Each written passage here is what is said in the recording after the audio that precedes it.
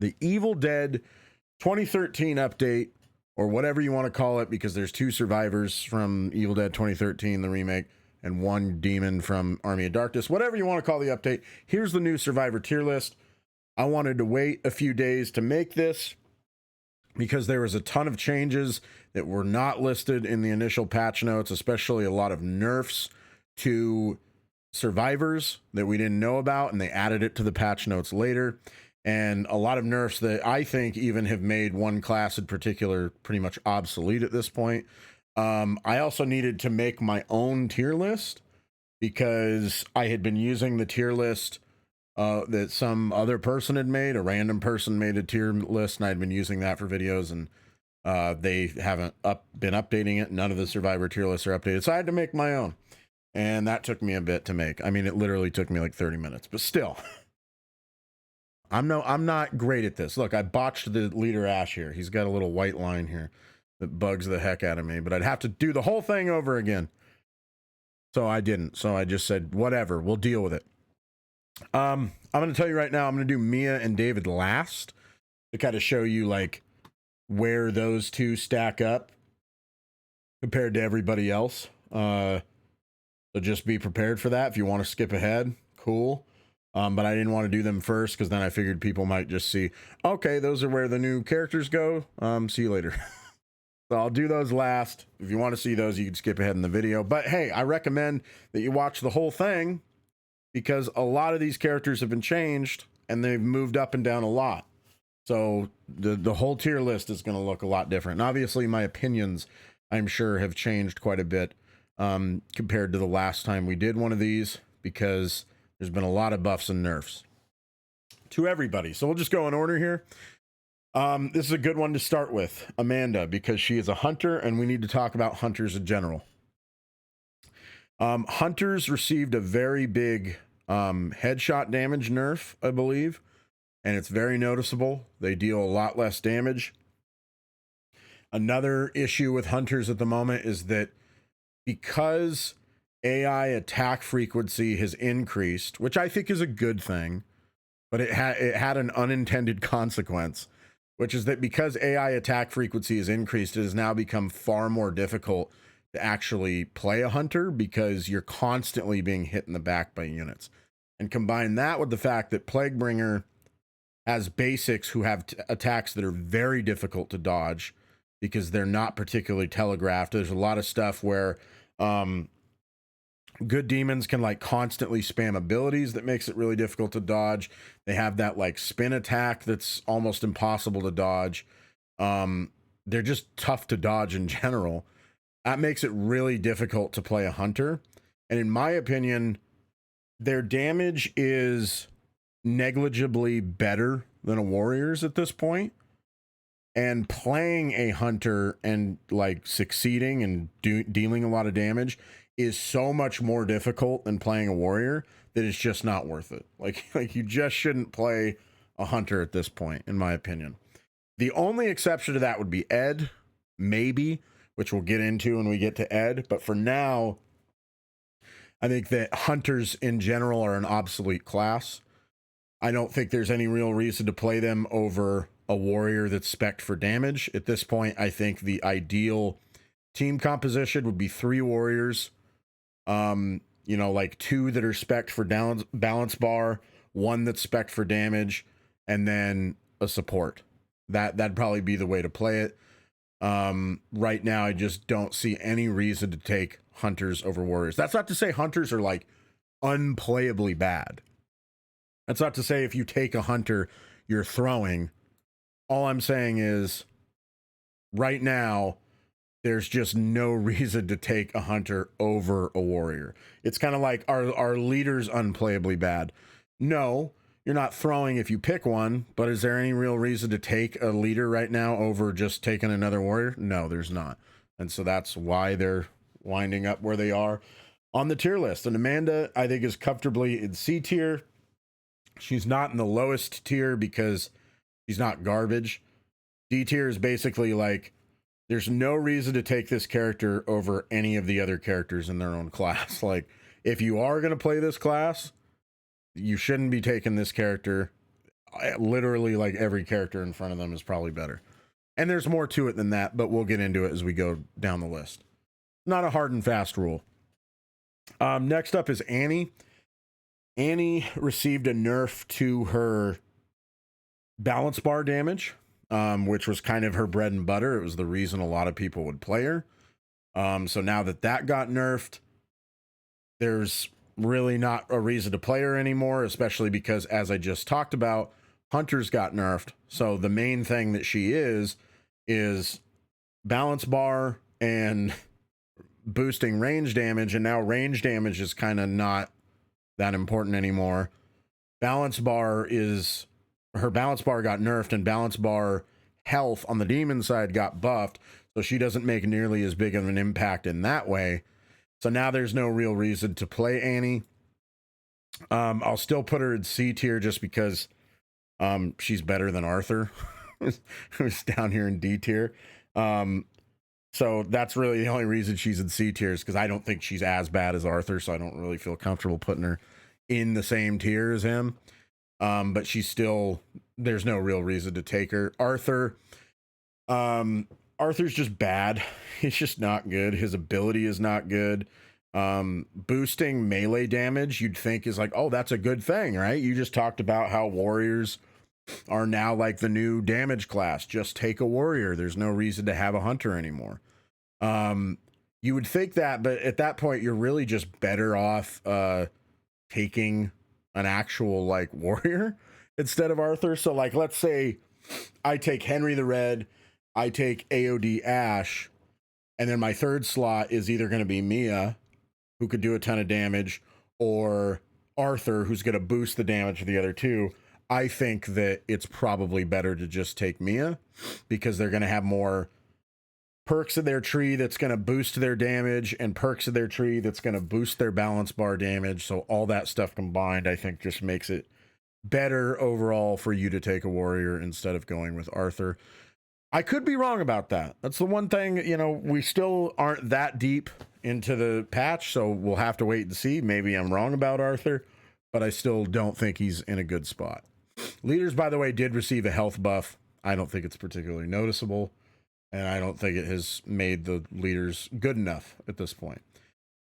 Cheryl, I think she's an S tier, because I truly believe every single team composition, it doesn't matter what it is, needs to have a support. It doesn't matter. So the built-in support abilities are too good. You must have a support in every team composition, and it should really only be one support, by the way. Don't bring two. I know somebody out there is gonna be like, I ran like a quad support comp and it worked great. But in solo queue, which by the way, I should have mentioned that at the beginning of the video, but this is like a solo queue tier list. This is not based around like what you could do in a coordinated group, because in a coordinated group, you break all the rules of this game. There's lots of crazy, weird stuff you could do and make work if you're in a coordinated group. So in solo queue, supports are required because of how good their built-in class abilities are. And out of those supports, Cheryl is just ridiculous. She's still the best support in the game. People really underestimate, I think, being able to carry 2 extra shemps, and also to be able to heal for more, 100 points more of health each time she drinks a shemps. And then also her Q ability is nice to have just to top people off. It's nice to be able to like top off your warriors so that they can take advantage of that damage perk that makes it to where they deal more damage when they're at 95% health or above. So she gets to save on shemps whenever she gets to use that ability. So she's a total heal bot. She could, as far as like her competency in combat, she's just as good as any of the other supports are. So I think Cheryl is an easy S tier right now. David will wait on. Ed, surprisingly, even though I just bagged on Hunters so badly, is still an A tier. I'll tell you why. He just received a nerf. He received a nerf to his ability. It has a much longer cooldown now. He also received a nerf to his mastery again. His crossbow mastery got lowered again. But the reason he's still in A tier for me is really 2 reasons. First of all, his ability is still good. Even though the cooldown got nerfed and it's a much longer cooldown, his ability when it's active is still excellent. Being able to disable traps is a big deal. It's especially a big deal for disabling like chest traps, so that if you find a lot of chests in an area, you can open those up without having to worry about having your items taken away by evil ashes. It's really clutch on blue objectives. When there's a possessed tree in the middle of the blue objective, you can deactivate that trap so that they're not constantly using it and scaring everybody. So that's really nice. But the main two reasons that I think he's still good. Number one, and the most important, is his level 25 ability, the Collector. It's ridiculous. It's still absurd. It's absurd because it's going to make it so you basically get a guaranteed 2 to 3 legendaries every game. Now, that's not always the case, but I think I could count one game where there's been an ed where we didn't find a legendary.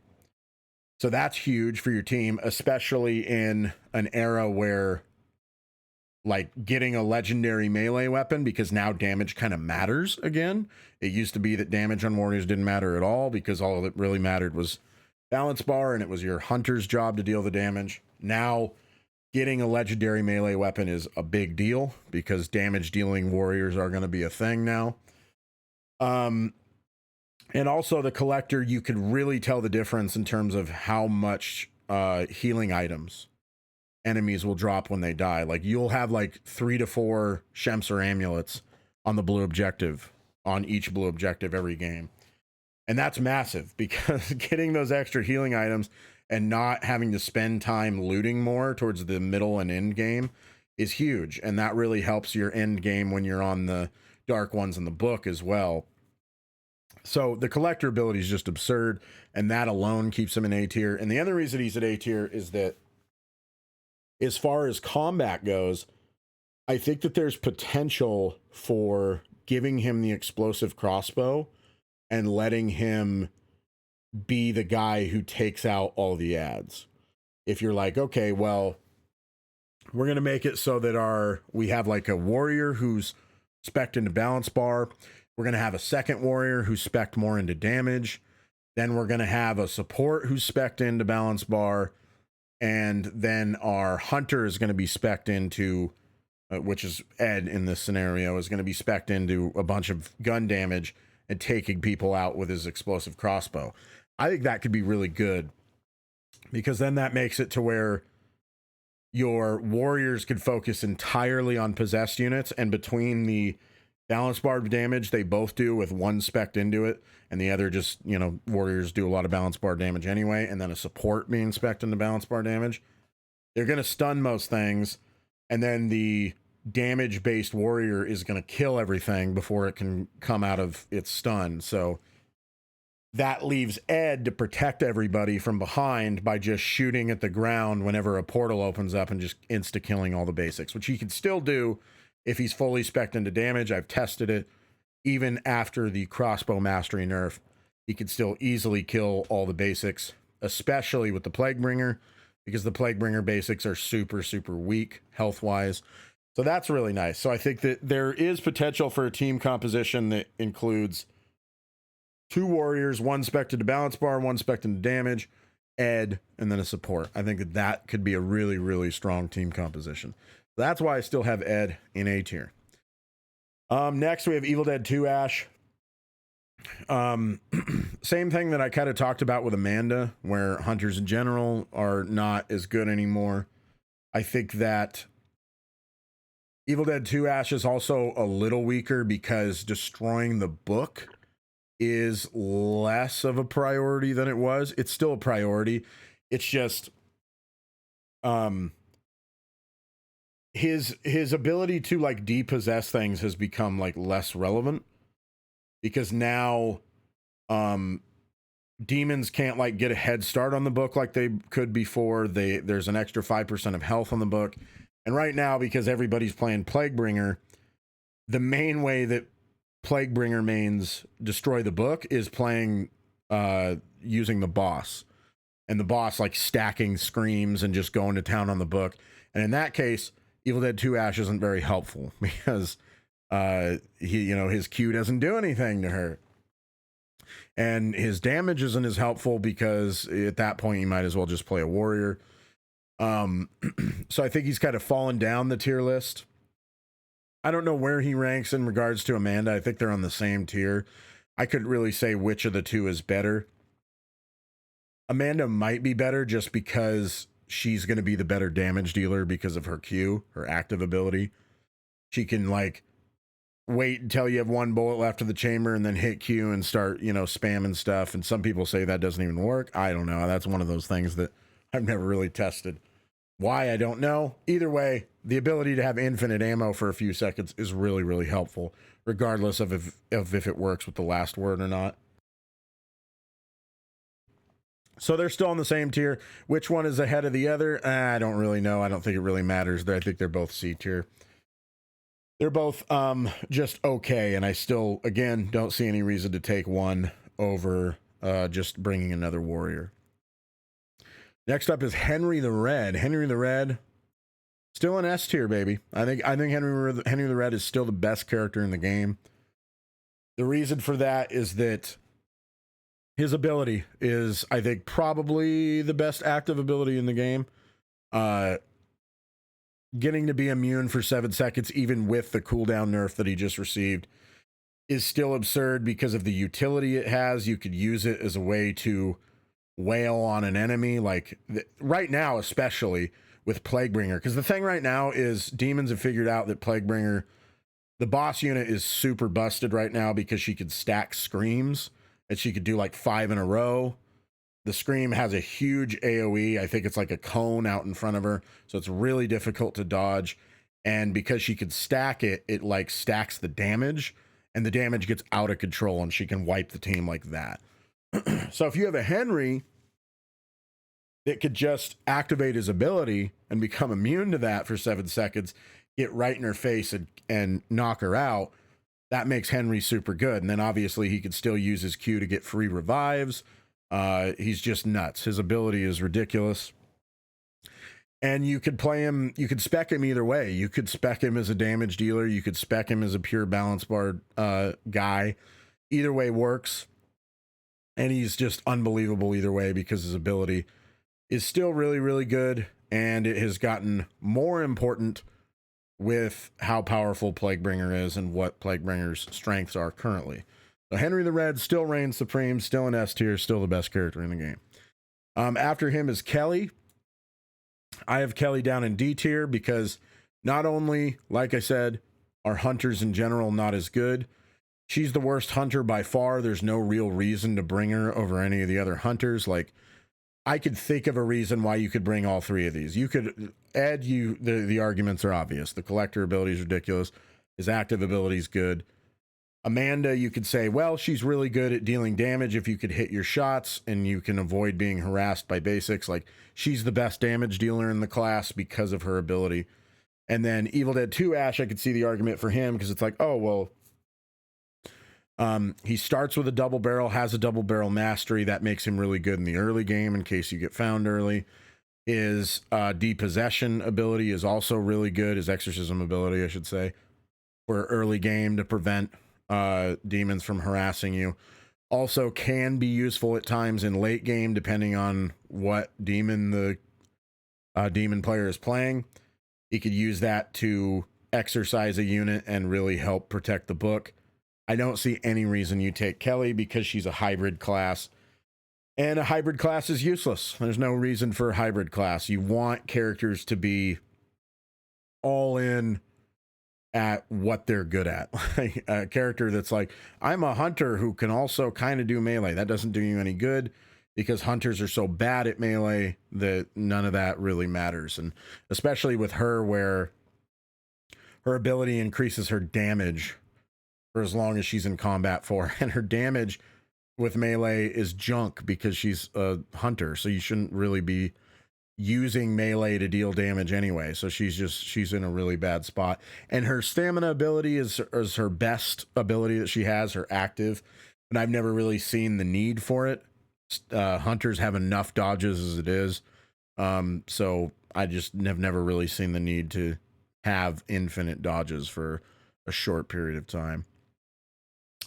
After him is Leader Ash. It's hard to know where to put him. Leaders are still not great. I don't even know that I would take Leader Ash necessarily over another Hunter. I guess if I were to make an argument for why I would put him in B tier, it's that giving the team the ability to basically be immune to fear is really good. Because let's say I take, again, let's say I take Henry the Red and AOD Ash. Better yet, let's say I take AOD Ash and Mia, and they're both spec'd for damage.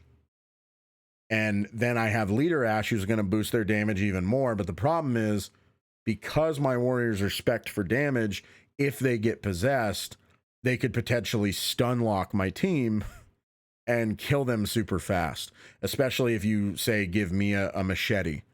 The machete attacks super fast and can stun lock your support. So if you were to bring those two warriors and then bring Leader Ash and basically make the entire team immune to being feared and possessed, that's pretty good. So that's why I would probably still put him in B tier. And he's good where it matters. He could still use his active ability to help damage the balance bar of units, which is good. He boosts damage of everybody, which is good.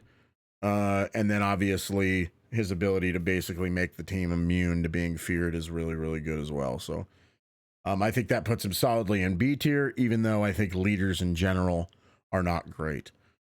Mia will come back to. Pablo, I still have Pablo down here in C tier. And while I'm on the topic, actually, well, we'll get more into that. I'll go more in depth when we get to David. But I also want to say that this tier list does not include bugs at the moment. Like, obviously, you could say, well, right now, all the support should be in S tier because they're a new duping exploit has come to the forefront. Like, if you consider that, and you could say all the supports are S tier because all you need is a support that knows how to do the dupe exploit. I'm not counting that. I'm not considering that. If somebody's like, oh, well, Pablo should be higher just because he could dupe and keep the team, make the team immortal. I'm not considering it. That's why I have Pablo at C tier.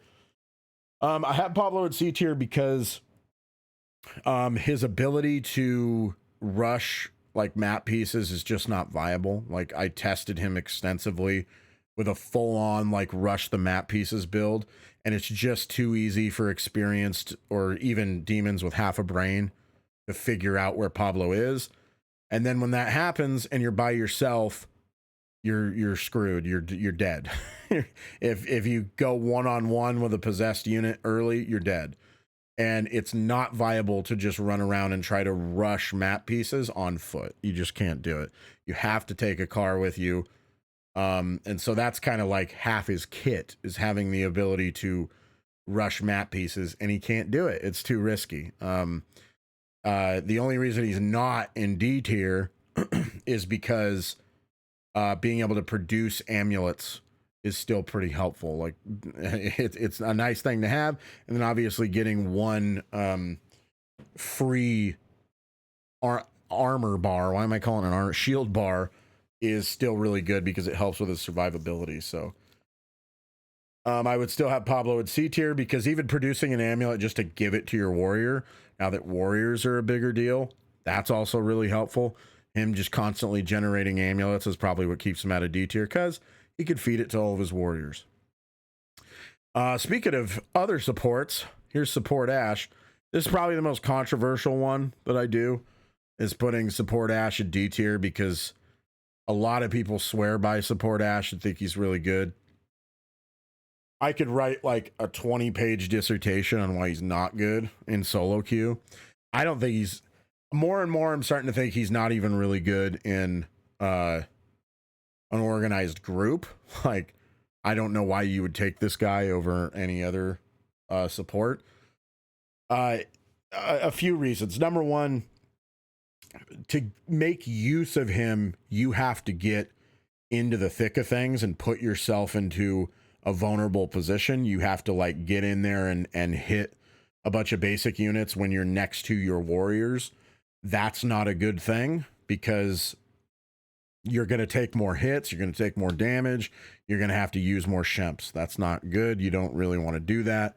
That's why I personally prefer to play my supports kind of on the back lines a little more and kind of, you know, play supports a little more ranged so I could take less damage. The fact that he relies so much on heavies is really bad. I hate having to use heavies in general unless whatever I'm using heavies for, the ability is really, really good to justify it. The fact that he has to use heavies as a support and he's so squishy means there's going to be a lot of times where he's going to wind up for a heavy attack, even when he's using a 5-speed weapon, a really fast weapon. He's going to wind up for a heavy attack and he's going to get hit before he can land it. And then he could like potentially get stun locked. Like there's a lot of problems with having to rely so much on heavy attacks. So I really, really don't like that. His headshot ability is decent, but again, you kind of need an organized group to take advantage of that to ensure that when he headshots a unit, that the right person is, you know, coming in with follow-up attacks in order to take advantage of that healing. So I don't love this guy because I think that he just, to fully take advantage of him, you have to make sure that he is in a compromised, vulnerable position. And I think that overall that's really going to hurt your games. Maybe it is viable in an organized group where everybody is like communicating and taking advantage of his headshots and making those call outs and being like, hey, I marked this guy, wail on him, now's the time to heal. And also making sure to protect him, to be like, hold on, like, you know, make sure that we stun this guy so that when I start wailing on him with heavies. That's the other thing too, is like you could break a unit's balance bar and then let, you know, support Ash get a few heavies on him before you finally finish him off. Like that's something that's not going to happen in solo queue, but could happen in an organized group. So maybe he's really good in an organized group. I just don't think he's particularly viable in solo queue. And I could go on and on about why I don't like him. I could go on for even longer, but we don't want to make this a 2-hour video. So right now I have him in D tier. After him is Scotty. Scotty, I think, moves up to B tier just by virtue of warriors becoming more prominent, warriors becoming better. I will say that I think he is the weakest warrior. I don't think there's really any reason to take him over the other three. Spoilers on where Mia and AOD Ash are going to end up. But yeah, I still think he's not great, but warriors in general have become a lot better. I almost don't feel good putting him in B tier. He probably still needs to be lower, but I'm going to keep him in B tier for now just because if you were to say take Mia and Henry, and then you're like, okay, well, we're going to take a third warrior. If you took Scotty over AOD Ash, that's fine. I'd rather you take Scotty over AOD Ash than take like a leader over AOD Ash. Or a hunter that's not Ed over AOD Ash. I'd rather you take the Scotty. So I think it's fair to still keep him in B tier. His ability sucks. His ability is still probably, it's not the worst active ability in the game anymore. Actually, I take that back. It's probably the second worst. It's still really bad. I think David's active ability, spoilers again, is probably the worst in the game now. But he has to rely on heavies. But the benefit that he gains from heavies is just not helpful compared to like the benefit that Mia gets with her ability. So he's just not very good. And then he has that ability that reduces his fear with each kill, which is just garbage. That's probably the worst passive ability in the game right there. It's just terrible. But I would still put him in B tier because, hey, he's still a warrior and warriors are still good. AOD Ash, I think he's back up in S tier. And the reason that I say that is that I think Henry's your boy for versatility and balance bar. AOD Ash is your guy for damage. I think he's probably even better than Mia just because he can activate his Wiseman's Brew, and his Wiseman's Brew is going to give him a, like, not better necessarily, but a more reliable damage boost, because I think it's 30%. Whereas Mia, her ability is a 20% damage boost, but then her fear-based damage increase is 40% for a total of 60. So twice as much as what AOD Ash gets. But it's not necessarily reliable that you're ever going to get that 40%, be it max fear, and get that 40% damage increase. And also, she doesn't get that damage increase when the match matters most. She doesn't get that damage increase at the book. So I like AOD Ash more because of that. He can activate it at will. Mia also, if she activates her ability and she has no fear, she's really got to wait for that fear to build up. AOD Ash just gets it instantly. And then he also gets a big damage reduction. He gets a heal. He gets a fear reduction. So his Wiseman's Brew does a ton of stuff, which is really nice. And then also he's got more survivability because of his ability to use finishers to generate shield.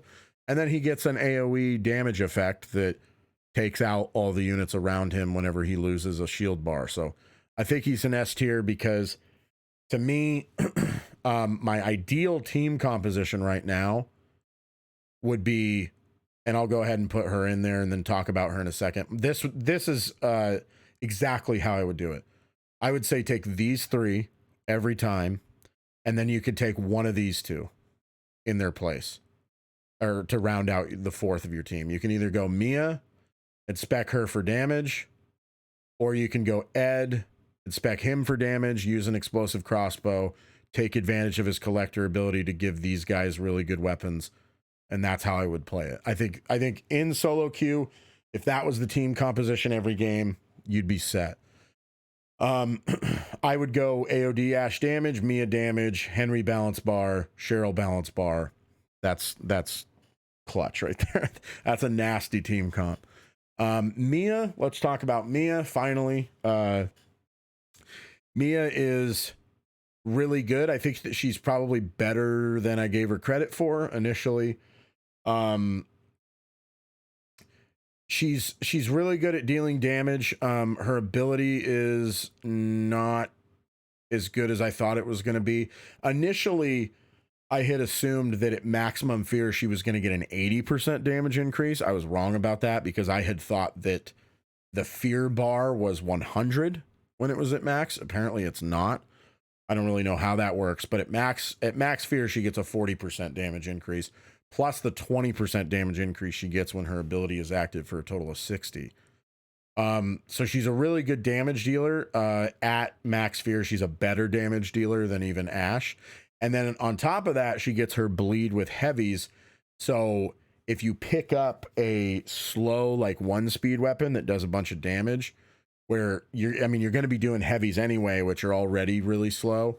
If you do that and hit bosses with it, that's really, really nice because the bleed damage is going to make a difference on possessed units. It's not going to mean anything on basics, but it will make a big difference on possessed units. The reason I have her lower than AOD Ash is because she's at her weakest at the most important point of the game, which is the book. So that's not great. You'd probably prefer AOD Ash for that, because if you take if you pop a Wiseman's Brew with AOD Ash, and then let's say you have a David on the team, which you're going to have a lot because of the new update, and he pops a Shems, now you have a 60 or 50, whatever it is, a large damage reduction, not even including the skills that AOD Ash is taking, which is huge right now.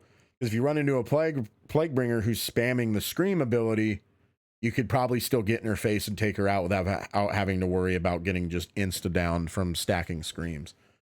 So I think AOD Ash is better than Mia for that, but Mia is definitely the better damage dealer of the two. I just think AOD Ash has more versatility. And the other thing I think that kind of works against Mia is the fact that she has a machete mastery. It is nice because it's 10%, which is better than what past warriors have gotten in the past. But I don't think you want to use a machete. I've tried using machete. I've tried using a dismemberment build on her with the machete. Didn't work very well. I tried using a pure damage dealing build on her with the machete. Doesn't seem to work as well as just going all in on two-handed slow weapons. because you want to deal as much damage in one heavy swing as you possibly can so you get a greater percentage of bleed. And then also her reliance on heavies. Like, you're going to want to heavy with her quite a bit, and I hate heavies. I'm a heavy hater. Heavies are the worst for several reasons. Whereas AOD Ash here doesn't have to rely on heavies. He can just do lights if he wants to, which is really nice. That really frees a lot of things up in terms of how you're going to play. And then down here we got David. And David is probably the one I wanted to talk about the most, because he's got a lot going on with him. He's not in D tier. It just snapped him in there. He's in C tier. The reason I wanted to talk about David is because right now there's a lot of misinformation going on with David. Reddit is just ablaze right now because there's a new duping exploit in the game.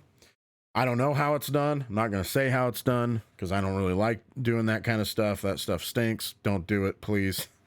You're hurting the game by doing it.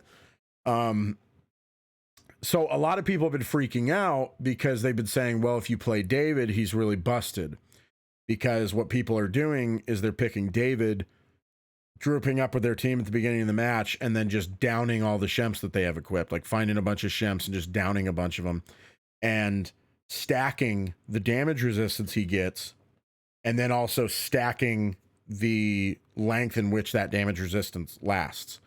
So they're drinking at least 4 shemps to get at least a 120% damage resistance, which makes it so you cannot take damage, and then stacking those 30 seconds so it's 30, 60, 90, 120 seconds, and drinking so many that essentially you get to the point where you have that stacking damage resistance for like the whole match, and you become invincible. I've seen this rampant on Reddit. Number one, the damage resistance does stack. It does. You actually only really need to stack it 3 times because just about everybody in the game is going to be using some sort of damage resistant perk that's going to get you that extra. Tougher than hell gives you 10%. Pretty much every class is going to have that equipped. So that's going to put you over the 100 and make it so you're immune to damage. The timer, despite what Reddit has said, I tested it, that does not stack. It does not stack. You cannot drink a bunch of shemps in a row. And if you drink 3 shemps, the damage resistance does not last for 90 seconds. It lasts for 30 based off of the last shemps that you drank. So you cannot pop 15 shemps at the beginning of the match and then be immune to damage for the rest of the match. That's not possible.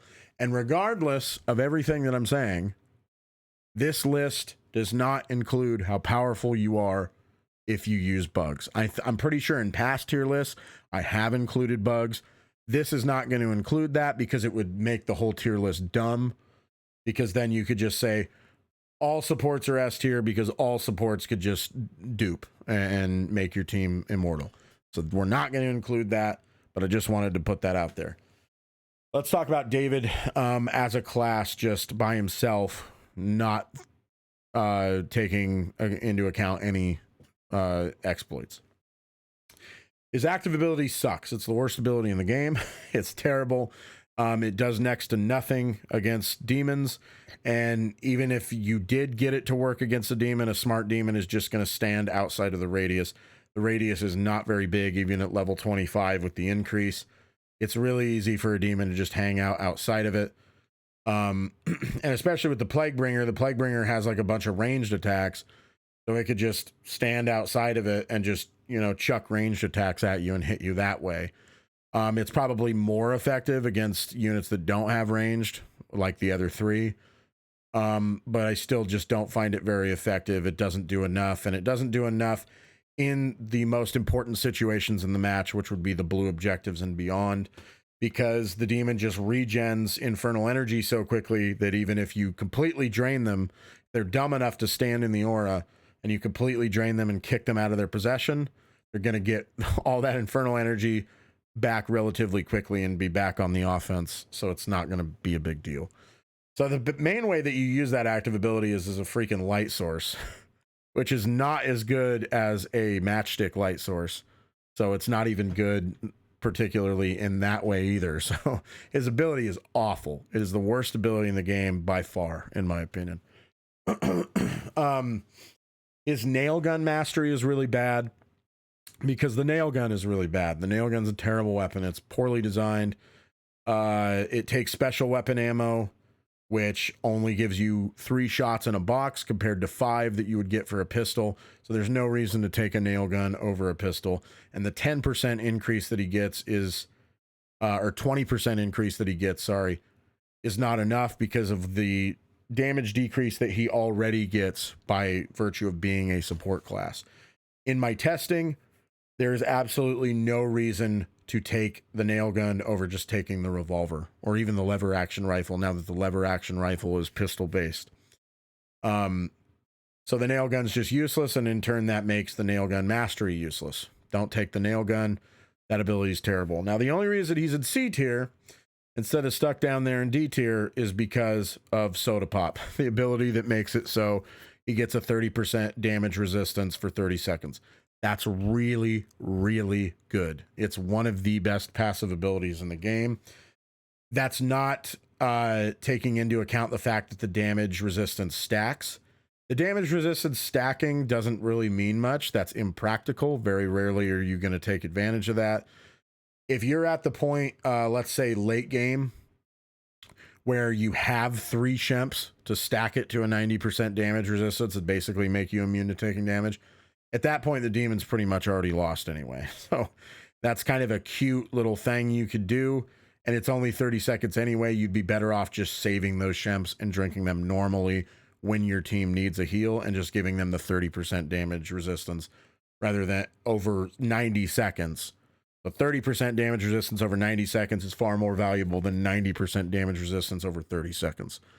So it's a cute thing you can do, but it's not really practical, and it's not really like an efficient way of playing him. But 30% damage resistance over 30 seconds is really, really good. And it's especially going to be important when you get to the book, because right now the Plaguebringer is going to be using that stacking scream attack, and being able to be resistant to that and not get wiped out immediately so that your warriors can get in her face and take her out is really good. And actually, as I'm talking about it, I'm actually going to bump him up to B tier. I've convinced myself as I'm talking about it that I think David is probably even better than that. I would probably put him B tier. And truth be told, you could probably justify putting him up even higher, just because I would prefer to see a Cheryl over a David 10 times out of 10. But if you took David over Cheryl in solo queue, I wouldn't be mad about it. I'd be like, okay, well, you know, David offers something that Cheryl doesn't. It's just because of his Soda Pop ability. So that's nice. If you took Pablo or Support Ash over David and Cheryl, I'd probably be upset. And so, you know, I'm not like a type person who would rage quit if I saw that. I don't quit over anything. But I would much prefer to see these two over those two. So there you go. There's my new tier list after the newest patch. Let me know what you think. If you disagree, agree, let me know. If there's anything in here that I missed that you think I should have considered that would have changed my opinion on where to rank each of these survivors, let me know in the comments. If you made it this far in the video, please like, please subscribe. I'd really appreciate it. You guys are what helps me keep chugging out these videos. But as always, thank you for watching. I really appreciate it. And I will see you next time.